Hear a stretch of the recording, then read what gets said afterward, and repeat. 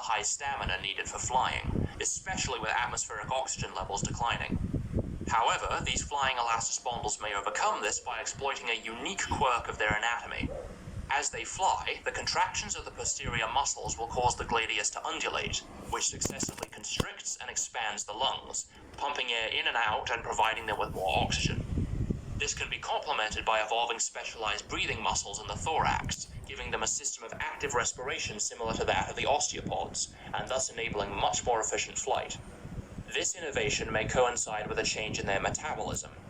All the animals we've seen so far are ectotherms, sometimes described as cold-blooded, meaning their internal body temperature is almost entirely contingent on the ambient temperature of their environment. However, the metabolic reactions needed for sustained muscular activity are most efficient at a consistent high temperature, which ectotherms can only achieve in sufficiently warm climates and by spending long periods of the day basking in the sun. This constraint means that our elastospondylus will only be able to fly in short bursts of their metabolically favorable range. Thermoregulation movements, they may evolve some form of thermoregulation. The ability to modulate will only be almost entirely contingent on the ambient temperature of their warm climates and by spending long periods of the day basking in the sun. This constraint means that our elastospondylus will only be able to fly in short bursts if their body isn't suitably warm, so to optimize their flight performance, they may evolve some form of thermoregulation, the ability to modulate internal body temperature to keep it within a metabolically favorable range. Thermoregulation is often used synonymously with endothermy, where an internal temperature is almost always constant, only ever varying within a few degrees, as is done in mammals and birds. But some animals fall between the two extremes of ectotherm and endotherm, and thus sometimes get called mesotherms. For example, regional endotherms only maintain an elevated temperature within certain metabolically demanding areas of the body. Some clades of fish, like lamniform sharks and tuna, use countercurrent heat exchange between blood vessels to warm the areas around the eyes and locomotor muscles, ensuring they can function optimally even in cold waters. And many flying insects warm up their thorax by rapidly contracting the opposing muscles without moving the wing, generating heat in a similar way to the shivering reflex in mammals and birds. We'll discuss thermoregulation in more detail later, but something similar to the latter mechanism might evolve in the flying elastospondylus. Specialized muscles within and around the wing membrane may engage whenever the wing's temperature drops below a certain threshold, decreasing the reliance on warm environments for efficient flying, which combined with their active respiration will enable them to sustain prolonged periods of long-distance flight. As the first flying animals in the planet's history, these elastospondylus will have all the aerial niches to themselves, and so may be hugely successful and undergo an explosion of diversity, which we'll explore in future episodes. Let's call them opisthophterans. Meanwhile, on the ground below, the osteopods will need to find their own way to adapt to the changing landscape.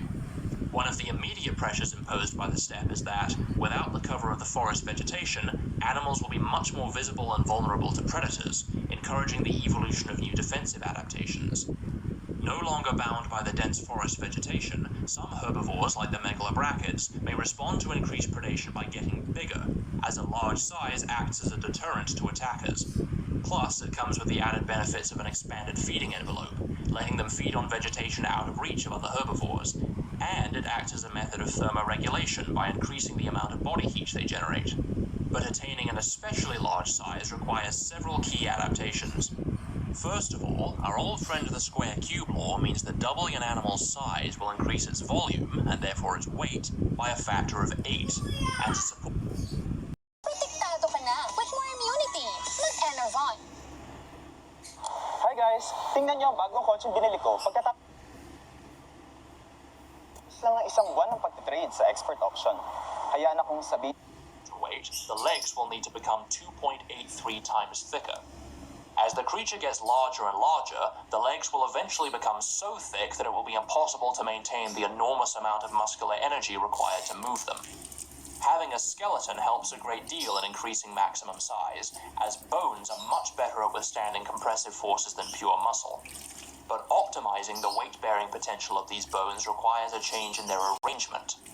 Most of the osteopods we've seen so far have limbs that are splayed out to the side of the body, like many amphibians, reptiles, and arthropods on Earth. species from colonizing the sparse inland regions towards the center of the supercontinent, but the areas along the edges of the coastal forests may be rich enough in vegetation to fuel the growth of the biggest animals in the range of motion of the joints. Luckily for the Adaphithias, they already have long, flexible limbs, used by their arboreal ancestors to climb trees and reach between branches, making them somewhat pre-adapted for cursoriality. Another way to increase stride length is to alter the posture of the foot. The foot structure of vertebrates on Earth can be broadly divided into walk on their toes with the heels, what looks like the lower leg. While the skeletal comparisons between vertebrates and osteopods aren't exactly equivalent, these cursorial Adaphithias may evolve longer feet with only a single point of contact with the ground, and their hooked claws, once used for grabbing tree branches, may become blunter and hoof-like to give them purchase against the substrate. Finally, cursoriality benefits from an elongated, flexible spine. In animals like the cheetah, the spine can bend far enough forward for the front and hind limbs to overlap, which allows for the entire length of the body to contribute to stride length as the spine extends. The herbivorous Adaphithias may mimic this by evolving a longer, more flexible body with more space between the limb girdles. All of these adaptations will make these animals, which we'll call leptopods, some of the fastest animals on the steppe. But they won't be the only animals to specialize for speed. With the plains accommodating such an abundance of herbivores, it's inevitable that new predators will evolve to hunt them. Before the climate changed, the Deinognathans were at the top of the food chain. But as the steppe spreads, the dense vegetation that they rely on for ambush hunting will disappear. Although they're easily large and powerful enough to hunt prey like the titanopods and leptopods, their great size makes them very easily spotted out in the open, so ambush tactics are no longer a viable option, and the fused, robust limb girdles they have in common with all Senescians can't articulate very far, so they may be prohibited from specializing for cursoriality. Without the speed to keep up with fast-moving quarry, the Deinognathans may not be able to adapt for predatory niches on the open plains, only surviving within areas of vegetation dense enough to conceal them. On the other hand, the Dromaeopods have already evolved a limb orientation suited for pursuit hunting, and so are in some ways pre-adapted to hunt swift prey on the steppe. Like the leptopods, the active lifestyle of the Dromaeopods may lead to them convergently evolving thermoregulatory mechanisms. But unlike the leptopods, whose activity levels remain more or less constant as they feed on the bountiful brachyphytes throughout the day, the Dromaeopods will oscillate between periods of high activity when hunting and long spans of low activity between hunts. To make thermoregulation more economical, they may adopt another form of mesothermy. Facultative endotherms only regulate their temperature under certain energetically favorable conditions. For instance, hummingbirds have the highest metabolisms of all vertebrates, letting them power the extraordinarily rapid beating of their wings for extended periods. But when resting or in the absence of sufficient food, the energetic demands of thermoregulation are no longer practical or necessary to maintain, and so their internal body temperature plummets. Likewise, our Dromaeopods may only thermoregulate when hunting for optimal performance, while between hunts or when food is scarce, they may cease thermoregulation to conserve energy. To augment their already impressive speed, the steppe-dwelling Dromaeopods may undergo similar cursorial specializations to the leptopods, including an erect posture, elongated limbs, and a flexible spine. But they may gain a further advantage from one particular adaptation. All osteopods have one pair of pedipalps, used to sense the environment and to handle food, and 4 pairs of walking legs, inherited from their sarcopod ancestors. Among terrestrial body plans on Earth, the number of limbs present is wildly variable, ranging anywhere from 0 to multiple hundreds.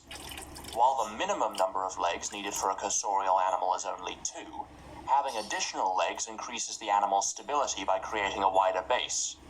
However, extra legs require extra energy to maintain the necessary musculature, with diminishing returns for every additional pair of legs. On Earth, terrestrial megafaunal niches are exclusively occupied by vertebrates, almost all of which have 4 limbs, so it's difficult to know how viable a large cursorial species with more than 4 walking limbs would be, but it seems likely that to maximize speed and minimize unnecessary energy expenditure, the steppe-dwelling Dromaeopods may evolve to run on only 6 legs rather than 8. Initially, these Dromaeopods may use their frontmost pair of walking legs along with their pedipalps to catch and restrain prey. Over time, these legs may lose their locomotive function entirely and be held permanently off the ground. giving them the freedom to be secondarily adapted to aid in manipulation, as happened on Earth in animals like mantids, dinosaurs, kangaroos, and Australopithecines. Geert van Dijk, author of the blog on Forahan Biology and Allied Matters, has coined the elegant term centaurism to describe this condition. From here, the limbs may become clawed arms to latch onto fast-moving prey, while the pedipalps may sharpen into fang-like points to deliver the killing blow. This innovation will simultaneously give them the speed and maneuverability to keep pace with the leptopods, and the weaponry to tackle prey as large as the titanopods. These specializations may go along with a shift in diet. Unlike the more generalist eurychirids, most of which are mesocarnivores, some of these steppe-dwelling dromaeopods may evolve into hypercarnivores, animals that obtain over 70% of their energy from meat. This suite of new adaptations will make these dromaeopods the top predators of their day. I'll call them onocodonts.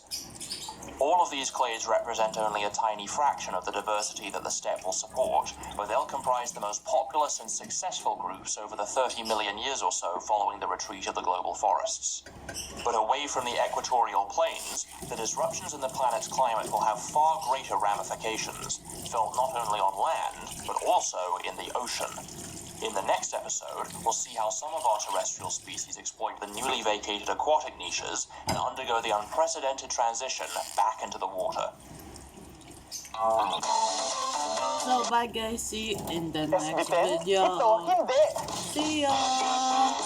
KFC 59 pesos original recipe